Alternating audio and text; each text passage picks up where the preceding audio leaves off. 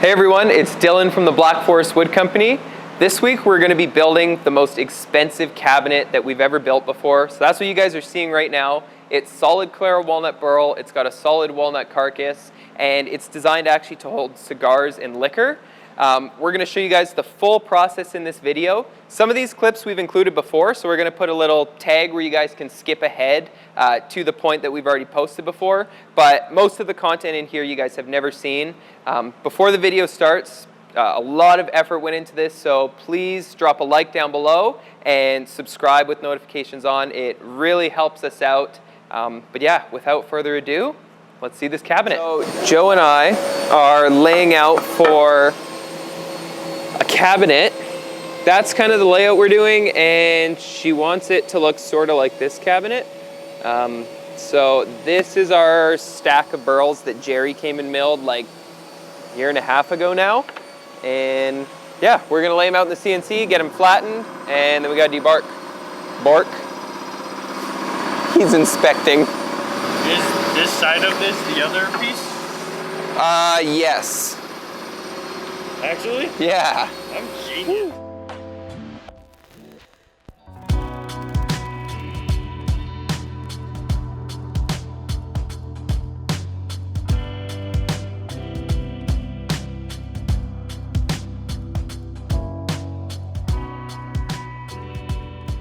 Did you see Charlie? No.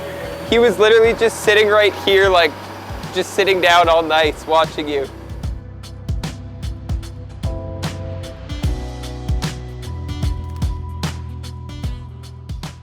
Putting together a big puzzle today.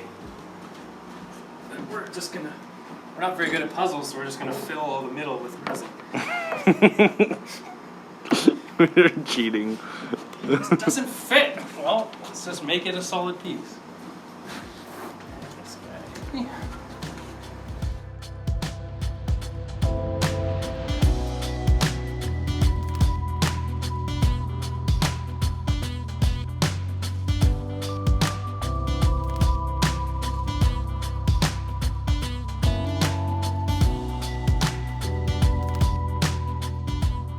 So this is a special commission gift from Lisa to her husband James.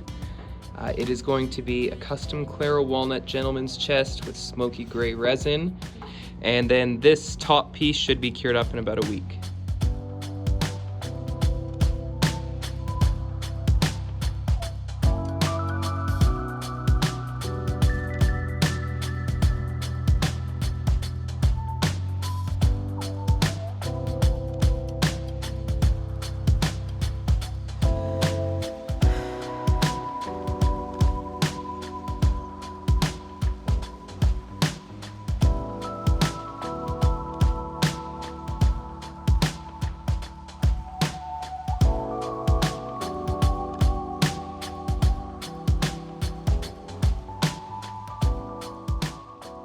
So for this cabinet, the client actually wanted a custom engraving since it is a gift. So she wrote a little note and we drew it up on our CNC, put it in, had it all routed in perfectly.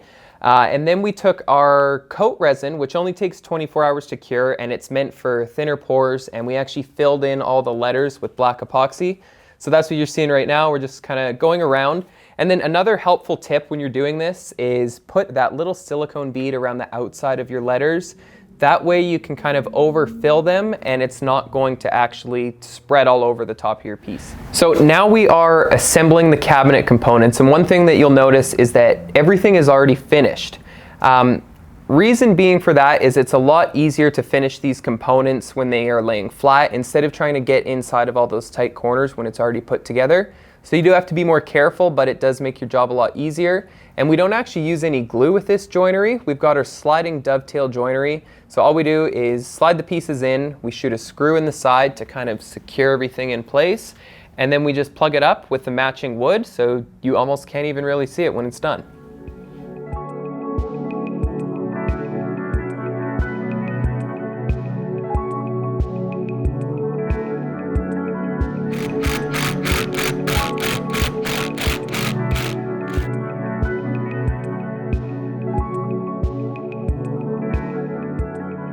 once we've got the box put together, then we can actually start putting all of our hardware in. Here you're seeing John, he's kind of starting to measure out and do the layout for all the drawer slides. So we like to use Bloom drawer slides. We're not sponsored by them in any way or anything, which we wouldn't mind being. We use them a lot. But we just think they're the best drawer slides. They have a soft close and they have touch to open, so you don't actually have to put any hardware on there. They're just really good quality. Then here we are actually fitting the doors to the exact size they need to be to line up perfectly. Now, the tricky thing with this is we're using sauce hinges, and sauce hinges have zero adjustability. Lots of your cheaper traditional hinges are going to have adjustability and play built into them, but these are precision hinges that are meant to be exact. So once you put them in, you don't have anywhere to go with it. So John had to make sure that he cut everything perfectly, and you guys can see it here as they close it. Voila, looks amazing. All right, we got our little steps that are going in the cabinet to put your fancy alcohol beverages on, and we're gonna light it up so it's extra fancy. I had to drill holes in here for the wires to come through the back, and so I don't know if I want to drill through the back of there as well, Or just have it cut short. yeah, but it's gonna have to be cut pretty short because that's about as close as I could get to the end.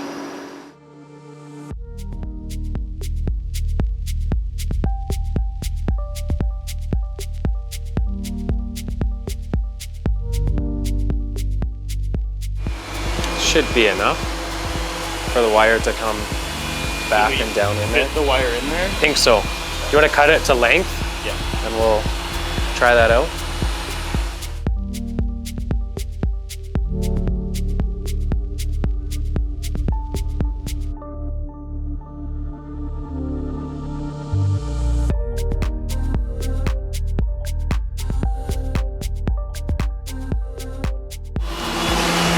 Oh, yeah. This thing's so cool. Just these little snaps to hold the wires in.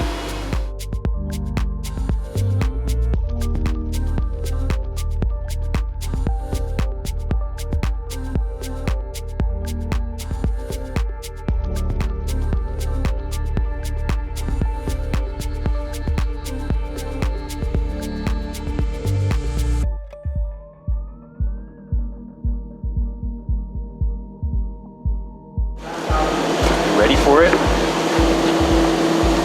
Ta-da! And like dim it too. It's another like almost off, but still there. And then bring them up. Ooh! So good and tasty. So good. You can tell that Would you it's look not straight. at that? Lights. Would you look at that? You know what I say when I see something like this? I say, would you look at that?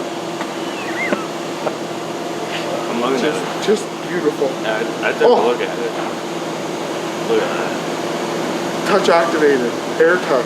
Ah, it's You can't post it's any a of button. this. It's a air touch activated.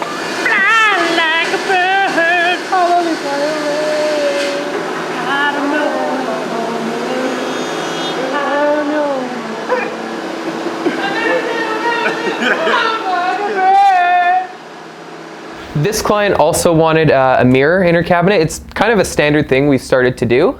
So we just use silicone, we stick it down, and that will hold everything secure in place. With the silicone, we haven't really found there's even any issues during transport with them breaking. Ready? Yeah. 3, 2, 1, draw. Satisfying. Once we've got everything cut and lined up, then it's actually time to go ahead and put the finish on. So we're doing our same finishing process for these cabinet doors that we would do on a table. We'll start with the Osmo Extra Thin, follow it up with the Pollux, and then finally we'll do coats of ceramic. Ceramic would actually be especially important on a piece like this because a cabinet is going to be getting touched a lot. So there's going to be fingerprints that could be showing up, scratches if people have rings on or something. So you definitely want to make sure on high traffic pieces that you're putting the ceramic. And then another kind of interesting thing, I guess, not related to the cabinet, but about our ceramic is it's actually designed to go over almost any surface. So it doesn't just have to go over the Osmo. You could do it on polyurethane or almost any kind of wood finish besides oil-based finishes that don't cure hard. So Osmo's okay because it cures hard, but beeswax wouldn't be. And on top of that, it can go on glass, it can go on metal, so you could put it on your car, you could put it on any of your stainless steel appliances. Like if you were to put it on your fridge, it would greatly reduce the fingerprints you get on it. Yeah, the applications with it really are endless. So with our cabinet, we have a rollout shelf. I'm creating a pin right now that'll allow me to lock the shelf into the gable when it's fully extended.